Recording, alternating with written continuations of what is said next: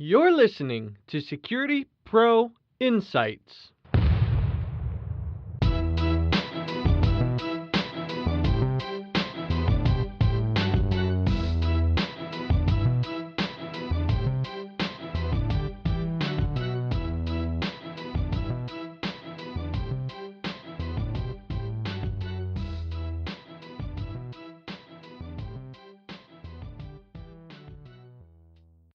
We live in an era where content is being moved from localized servers and being stored in the cloud. But what about video? In this episode, we'll discuss with our guest, Hans Kahler, Vice President of Operations at Eagle Eye Video, on how we can understand if and when cloud video is the right solution for our organizations. Hans, I want to thank you for joining the show today. If you would, start by telling the listeners just a little bit about yourself and how you got to where you're at today. Sure, Scott. Thanks. So first of all, my name is Hans Kahler. I'm the Vice President of Operations and Business Development for Eagle Eye Networks. I've been at Eagle Eye for about 4 years, actually just slightly over. And the company's about 5 years old. So I've been around since pretty much the beginning and seen how we've grown and changed over the last several years. Before that, I spent a lot of time working for IBM. I was at IBM for about 11 years. I spent different roles there. I was a product manager. I was an IT architect. Actually started as a software engineer. So I have a bit of technology background and business background. And today, in my role at Eagle Eye, it's mainly the business side, but I still like to think I know the technology as well. You're one of those guys who actually started on the IT side then and made it into security, correct? That is correct. Yeah, I spent, like I said, about 11 years at IBM. Before that, I was doing other software development projects, smaller companies, things like that. But yeah, I started out as a software developer. I'm always interested in, is your coming to the security side of the world by accident, or was it intentional? It was kind of a happy accident, honestly. What happened was I was working at IBM, and I had a boss that I used to work for that moved to another role. And he called me up one day and he says, "Hey, I want you to come work for me." And I said, "Okay, what am I going to be doing?" He said, "Well, I can't really tell you." I said, "Okay." And I said, "Well, when do you want me to start?" He goes, "Well, I don't really know." And I said, "So you want me to come work for you, but you don't know when, and you can't tell me what I'm going to be doing?" And he goes, "Yeah, pretty much." And I said, "Okay."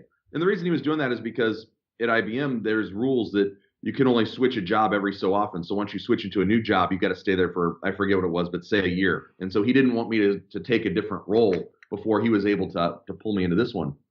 And so what it turned out to be was IBM's video analytics, which was coming out of IBM research and starting to be commercialized as a product. And so when he told me the offer, I thought, wow, this is really cool, video analytics. And quite honestly, I was fairly new to the surveillance space at that point. And so I did a lot of learning while I was still at IBM about video surveillance in general. But we were coming at it from a technology perspective, not a market perspective. But from that point on, I've been in the video surveillance market, and that's about 10, 11 years ago. How long have you been with Eagle Eye? I've been at Eagle Eye just over 4 years.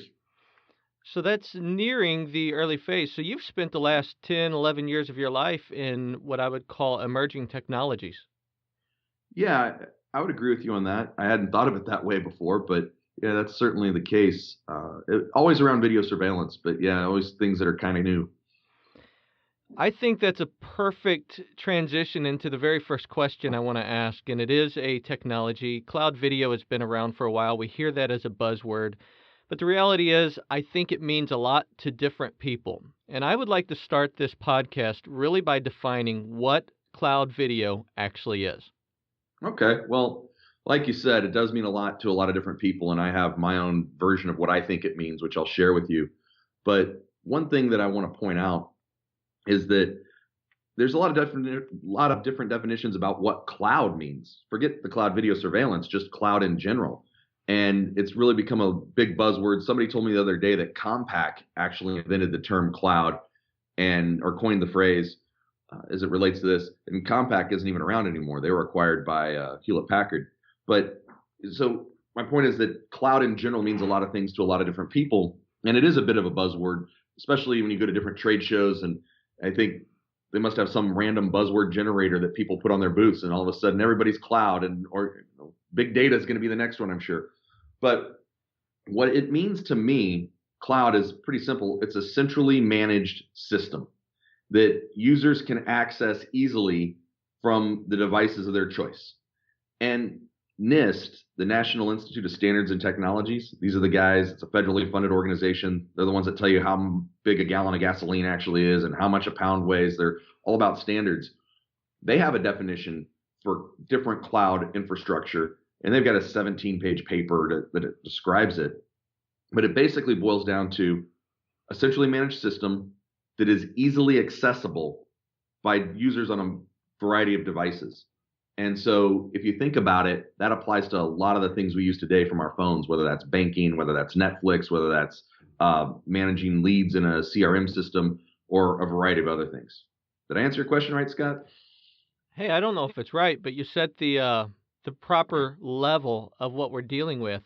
So in cloud video, my understanding or my description is really just a simple way of moving video from our cameras to a centralized storage facility that can keep that video for a period of time, and I know that it's safe and secure without having to keep servers at all of my individual locations. How's that for a simple definition, and what are your thoughts on that? Well, I think that's definitely part of it. You said a word that's kind of a trigger word for me, though. You said storage. And storage is certainly important, but I think a lot of the confusion in our industry in video surveillance comes in when we're talking about storage. And it's important. It's certainly important, and it's a challenge because video generates so much data, so much more than access control or burglar alarms in our industry, or even in other industries, email and other applications. It's probably one of the most data intensive applications there is. And so the transportation and storage of the video is important. But we, at least most of the customers I talk to, tend to focus primarily on the storage. And I think that cloud is so much more than that, because if you're talking about Salesforce.com, you don't say, hey, Salesforce.com is my cloud contact storage place, and you don't say Netflix is where I store my movies. Definitely you want your contacts stored, and definitely those movies need to be stored so you can watch them. But people generally think of Salesforce as a way to manage their contacts, and people think of Netflix as a way to not only view their movies but provide recommendations and be able to access it wherever they are. And so when we think of video surveillance, and specifically at Eagle Eye, but I think in general, whether it's Eagle Eye or somewhere else, there's more to a cloud managed video surveillance system than just where's the video stored. Does that make sense? It does, and I think it really opens up a question that many have. Not to belittle us as security professionals, but we do tend to be slow adopters of new technology and the emerging technologies. Yeah. Many of us are used to having, again, a server, an NVR, a DVR, and many mines still yet at each site. The cameras connect to that recorder, and if I want to see video from that stored device, I just connect to it through my network and off to the happy land. So just to be very straight, what benefit is cloud video to me then? I mean, I'm used to just storing it on these servers. If cloud video is more than storage, why would one go to the cloud? Well, it's a good question. And I'll be the first one to say that the cloud is not the best answer for everybody. There's a lot of places where cloud is not a good fit, whether that's video surveillance or other non-security applications. One of the biggest things that I deal with sometimes is talking to people and realizing that, geez, cloud's not a fit for your situation. Now, that being said, I don't believe any one product is a solution for all customers' problems. That's why we have a variety of sizes of DVRs, NVRs, VMSs, different kinds of cameras. No one product can solve all problems. So with that being the foundation that cloud is not the perfect solution for everything, let me tell you a couple of areas where I think cloud is a good fit and why it's a good fit for those. Absolutely. So if I'm own a business or I manage a franchise or whatever, where there's multiple locations, cloud is great because I can easily access those different locations and in many times see all the video from different locations on the same screen. It makes it much easier for me to manage my business.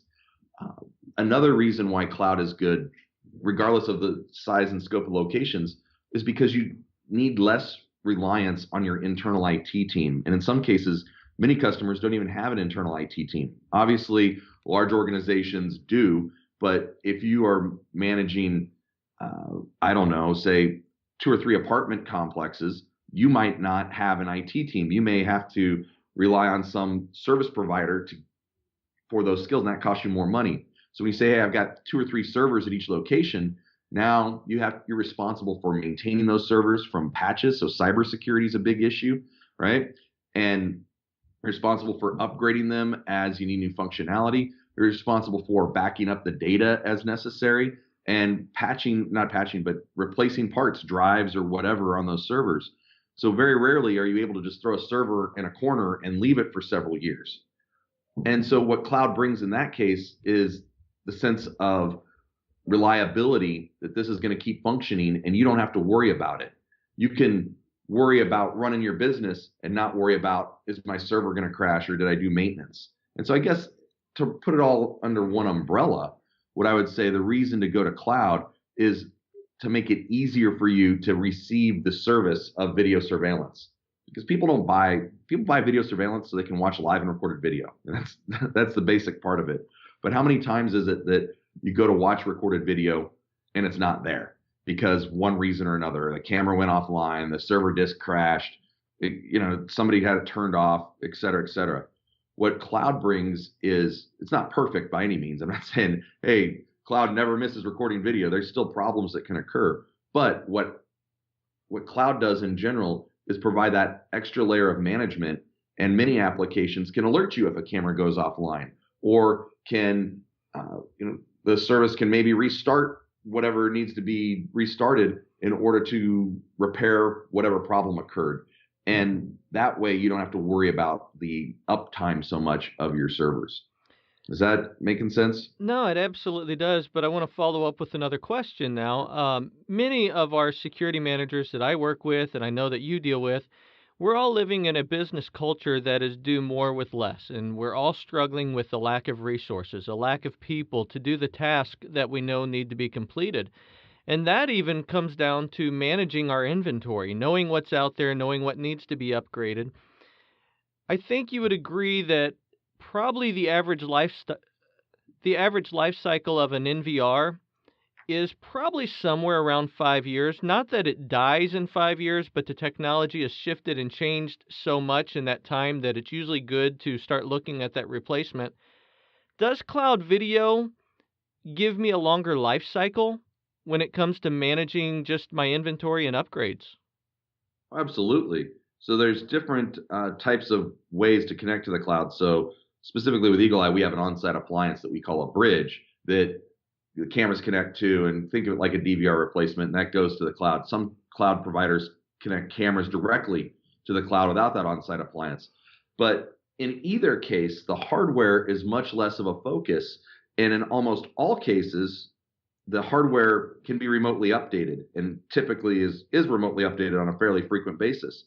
And so in our world, one of the things I like to say is that you can keep that same bridge for 5-10 years, and it's only going to get better because as we release new features, they're updated automatically. And with a DVR, that DVR is only as good as the day you buy it.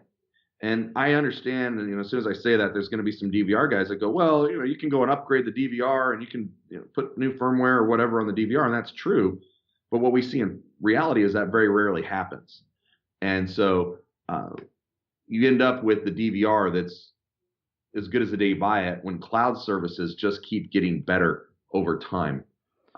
And that's just an evolution of the product. No, you're absolutely right. I mean, we all have the best of intentions, and I always relate this just to the maintenance I have to do within my own home. And I know certain things need to be done, but I do not always get around to it just because I don't have the time or life happens.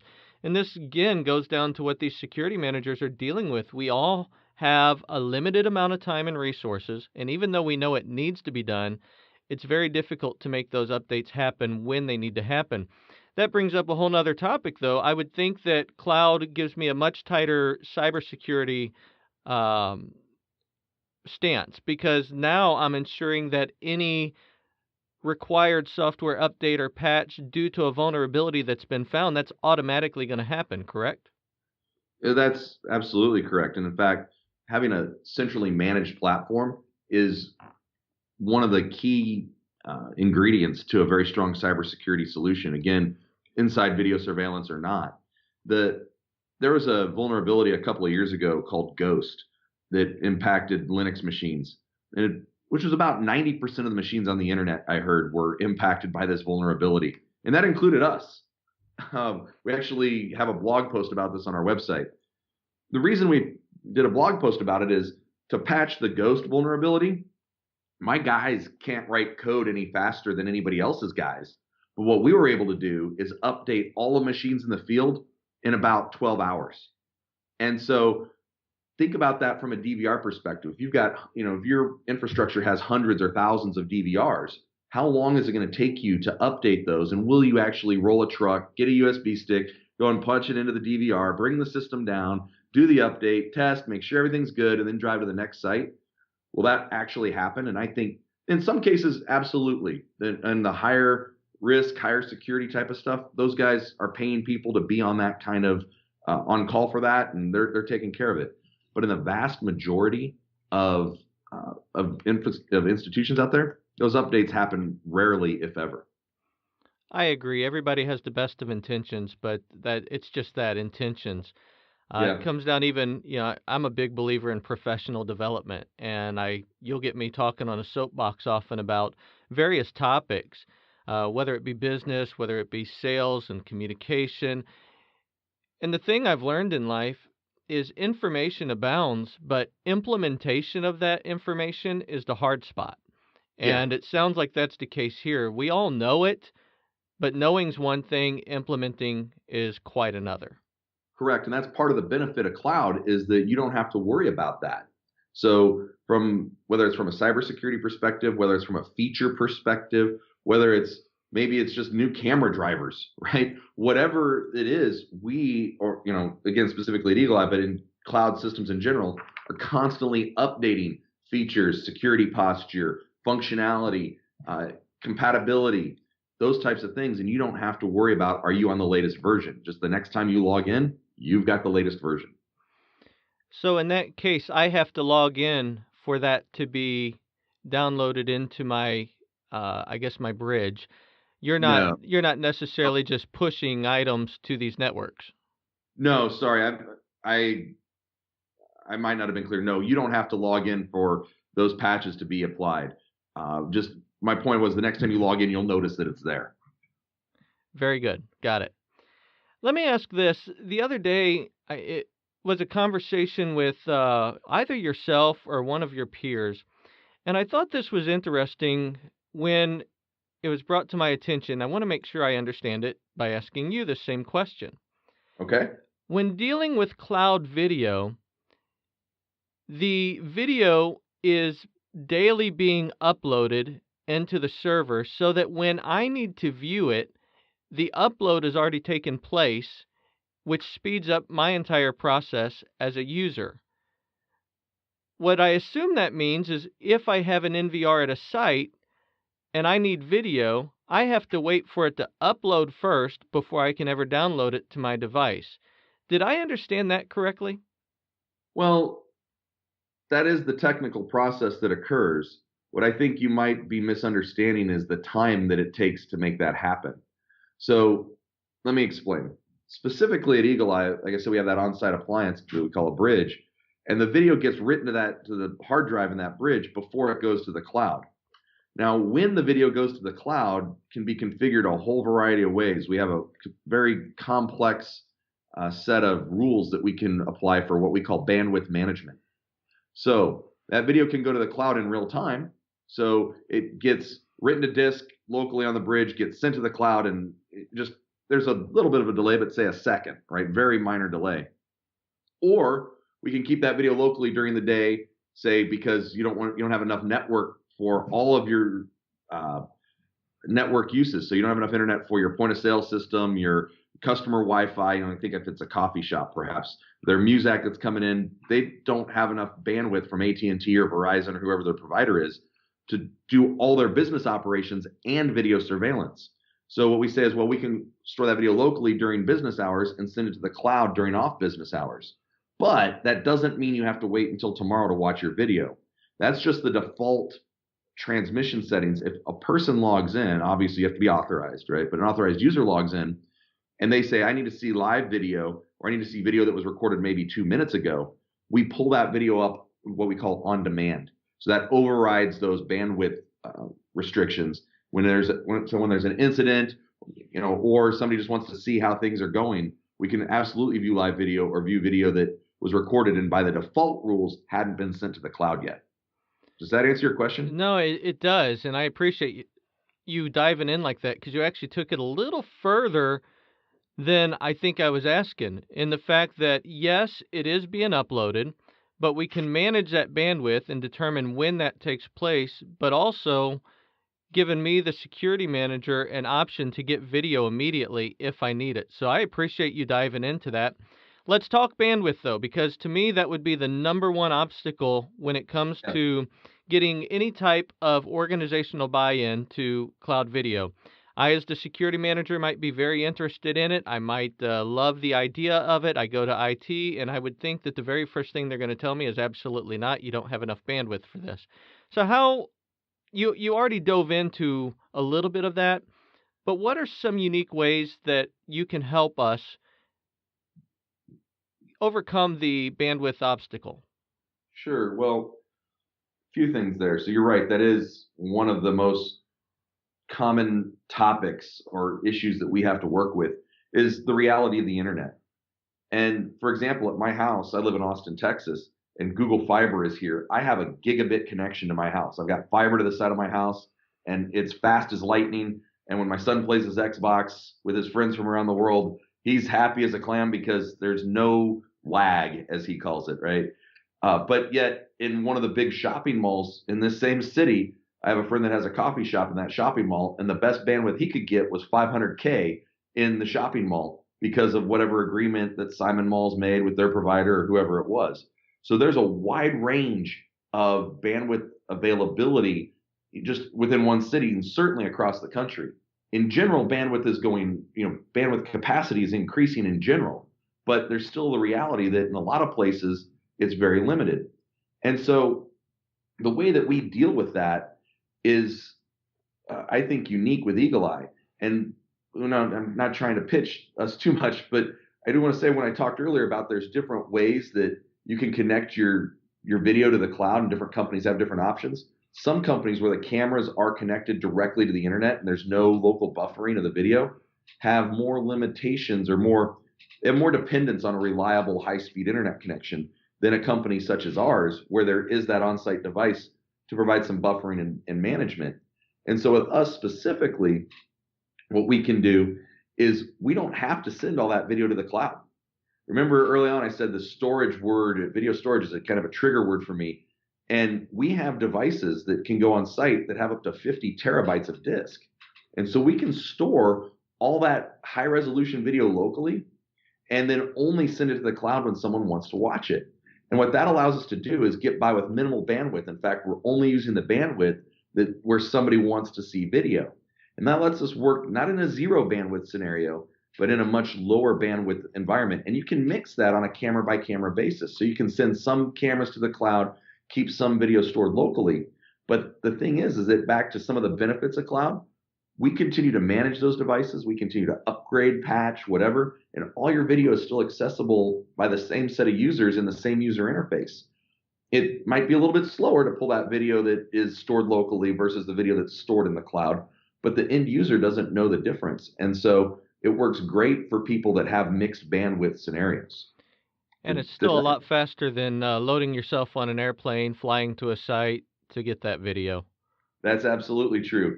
But a bandwidth concern, when I started at this 4 years ago, that was one of the top things that we had to deal with. And honestly, over the last few years, it has not been as big of an issue, at least in the US. In Europe, it's still very much an issue. But US and Asia, bandwidth has been less of a concern from a availability perspective. But something else you mentioned that I want to touch on, you said the IT guy comes and says, no way. Well, that's typically the response that IT has given to video surveillance applications in the past. But with Eagle Eye specifically, and with some of my other peers that are in the network that may work for some or in the industry that maybe work for some competitors, IT departments are generally more favorable of cloud than they are of the traditional on-site recorders. And whether it's specifically because of bandwidth management or maybe it's because of a cybersecurity concern, largely it's because they have less to do. A lot of times, what I found is that the IT guys object to something. They'll use whatever objection they can use, but the real true objection is that they don't want another server to manage. They don't want another set of things to have to worry about because they're already overworked and understaffed, just like everybody else. And so if you can take a cloud solution to an IT guy, that IT guy is generally going to like the cloud solution over the traditional on-site solution. Now, obviously, that doesn't happen all the time, but that's what I've seen in general. And I again appreciate that little bit of feedback. I think there is always a level of fear in many of us, a lot of times based on events that have happened in our past. Sure. I would argue that there are some of us that, again, we have a little bit of apprehension to go to the IT department for our needs because in the past we have been told no way. And some of the evolutions of technology are opening doors and actually making it better for the IT departments. So, what I understood from you is really an encouragement to give it a shot because you might actually get a different response when it comes to the topic of cloud video. Absolutely. And Scott, I've got one other observation that I want to share with you, having come from the IT world and into the video surveillance world. I think I understand both fairly well. And IT guys are different than security guys. They might be the same, obviously the same flesh and blood, but they approach things completely differently. And I've spent a lot of time thinking about this, and this is kind of my theory on the main differences. If you look at an IT guy is generally measured and compensated and rewarded for getting things done, getting that email server migrated, getting the new software rolled out, getting cybersecurity patches implemented, getting those things done, right? That's what an IT guy tries to do. He tries to get things done, get it done as quickly as possible, and move on to the next thing to get done. And if you look at a security professional, and I'm not talking about the installer guys, but I'm talking about the guys that are in charge of the security of the facility or in charge of the security of the company, they get measured and compensated and rewarded if nothing bad happens. And so if nobody gets hurt, if nobody steals something, if nothing, so they're constantly trying to prevent things from, happening, where IT guys are constantly trying to make things happen. And you can call it a half full versus a half empty or whatever you want to look at it. But the security guy, the safest thing to do is to do what they've always done because they know that works. And so the IT guys get a little frustrated because they've got maybe in their mind a better way to get things done. And the security guy goes, well, if we change what we're doing, that might cause something bad to happen. And so I think, at least for me, that realization has made it easier for me to deal with both the IT side when I'm dealing with customers as well as the security guys. Absolutely. And again, I appreciate that insight. If I can jump to another question, it's something that I believe I saw specific to Eagle Eye. Okay. And again, I appreciate you trying to keep this as industry specific without diving into the the marketing speech. And I'm trying to do the same here, but this question I think goes directly to Eagle Eye. Okay. Something that I recently saw released was the ability to work with analytics now in cloud video. And in the past, I kind of always looked at cloud video as being very simplistic. Yeah, video was moved up to a cloud storage device. I can now access it. All that's fine and dandy, but I eliminate or I don't have some of the features I might have or sophisticated features. Sure. I pose this to you. You had your start kind of in the security industry with analytics. We've all seen analytics evolve. Can you describe how analytics really works within a cloud environment? Wow. Sure. I'll be glad to do my best. And again, I'm going to explain how things work within Eagle Eye. Different cloud providers probably do it differently, but I'll certainly say how it works here. And what I will say also, Scott, is that your your view that you shared is that hey, it was cloud's kind of basic and maybe not as robust as some of the other enterprise systems is a common view, and in a lot of cases is an accurate one. But this goes back to one of the things I said about a benefit of cloud is that there's always new features being added. And so if you look at, again, just cloud in general, say Salesforce.com, Salesforce.com was originally viewed as something and marketed and designed that companies that about 5 to 10 people would use, very small. Now companies of all size use it, and including, say, Dell, for example, I know uses Salesforce.com. And so that evolved over 15 years or however long it was. But and so I think what I'm saying is I think features such as video analytics will continue to be added to cloud, and maybe someday, maybe not, who knows? But cloud video surveillance may become on the same par level as some of the enterprise systems. But that being said, to answer your question, how video analytics works in Eagle Eye is like I mentioned, we have this on-site appliance that we call a bridge. So some of the processing of the analytics of the video is done there, and some is also done in the cloud. And let me give you an example.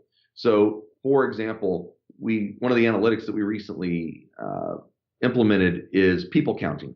So you can draw a line on the screen, and as people walk across that line, you can do directional, you can do different stuff. We all know what the analytic is. So the local bridge does some initial processing of what it thinks is a person and is crossing the line, et cetera, et cetera. And then when that happens, it sends some of that data to the cloud for further processing. One of the problems with analytics has always been that it is a resource intensive operation. What I mean by that is you need high powered CPUs or high powered GPUs to make it work really efficiently.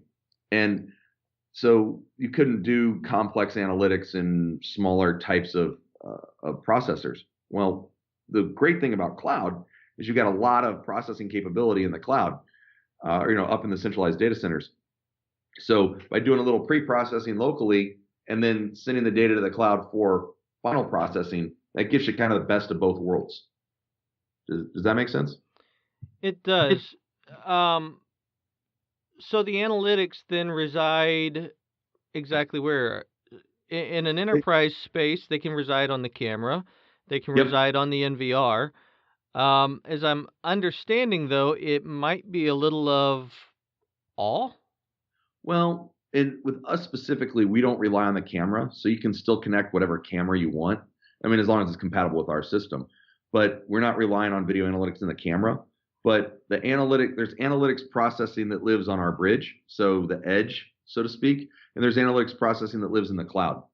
So what I think is really cool about this is the opportunity it brings to try analytics out in different locations where you might not be able to try that otherwise because of the infrastructure you need to bring in to set up an analytics demo, so to speak, in a customer site.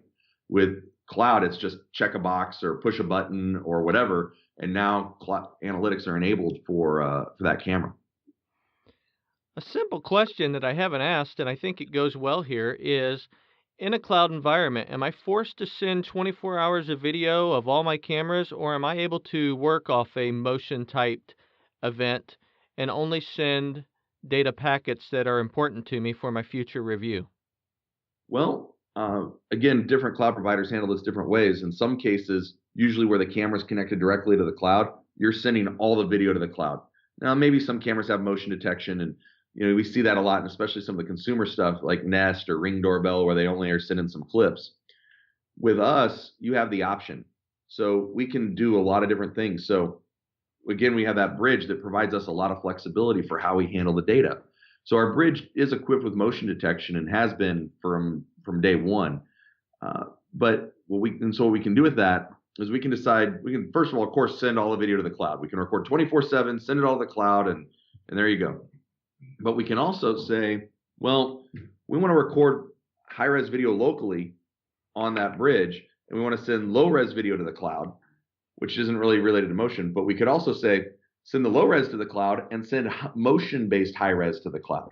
And we can also do that with analytics. So it doesn't have to be motion. It can be, for example, if somebody crosses this line, send that video to the cloud. And so you can really decide, again, with our system, what video needs to be stored local and what video needs to go up to the cloud. And the difference there is, of course, being stored local, you're limited to the size of the local disk. Where in the cloud, you can store video for as long as you want. Most of our customers are 30 days, but I got some that store 5 years. So you can really choose what goes to the cloud in addition to when. Final question, and this is one that everybody asks, and I know it doesn't really have a real answer to it. So I want to set it up correctly there. Okay. But the question I hear asked all the time is there a camera sweet spot that's right for cloud video? You mean like a number of cameras? Yeah, I'm talking camera count. Yeah, sure. So you're right. Like there is no right answer. I'll tell you a couple of different views on me. Or a couple of my views. So where I see cameras connected directly to the cloud, I think that's really good for the 1, 2, or maybe 3 cameras per location. I think you get much more above that, you start running into bandwidth issues. And again, that as a general statement, that's where I view cameras connected directly to the cloud as being in their sweet spot. For Eagle Eye and our technology and the way that we're working, I say our sweet spot is 4 to 20 cameras per location.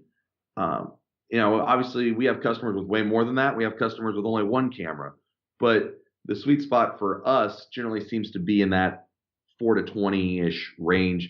And I think typically we see most of our customers have 10 to 12 cameras per location. Hans, I have one final question. Okay. Is it safe?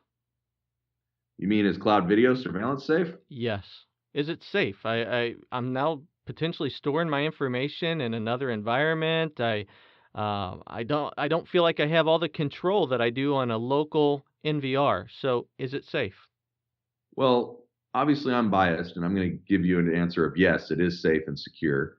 I think probably everybody expected me to say that, but let me tell you why I think it's safe. And in some cases, I'd even say it's potentially even more safe in our cloud than it is on a local DVR. Let me explain why. So first of all, I'll say that the most safe system, if we're defining safe as nobody else can get to it and nobody else can hack it, that kind of stuff, is one that's not connected to the network at all. So if you have a system that's not connected to the network, that's probably the most safe using our definition here. But as soon as you're going to connect that system to the network, now you have to worry about who's going to patch it, who's going to maintain it, who's going to scan for if there have been intruders or potential attacks, who is maintaining that opening on your network to that video. And if you have a great answer and a great plan for that, then great, your video is probably safe on your DVR or your NVR. But if you don't have a good answer to that, or if you just looked at somebody and goes, what, we're supposed to be patching our NVRs, then I would say that that we're probably more safe. And so there's a variety of things we do, from encryption, 2-factor authentication, cybersecurity scans, patches, and updates that make our system, I think, as secure as a system can be. Let me say that nothing's perfect. We've all seen different exposures and different systems, and everything from Amazon on the cloud and Target in retail world. So nothing is perfect, but if you don't have a way to patch and update your system and manage it, then I think you're missing out on an opportunity to keep your system secure. So we do that in the cloud. We make sure that we're on the latest and greatest firmware and software and patches, as well as a whole lot more. And so my bottom line is, yes, it's safe, just like online banking's safe, just like online medical records are safe, just like the rest of the world that's moving to online. There's potential for a breach, but as long as it's connected to the network, we're probably the most safe system out there. Well, Hans, I just want to thank you again for taking the time to pour your insights on us, help us understand the world of cloud video a little more. With that, I just want to thank you for giving your time to this podcast today. You're welcome, Scott. I really appreciate it. Thanks for having me.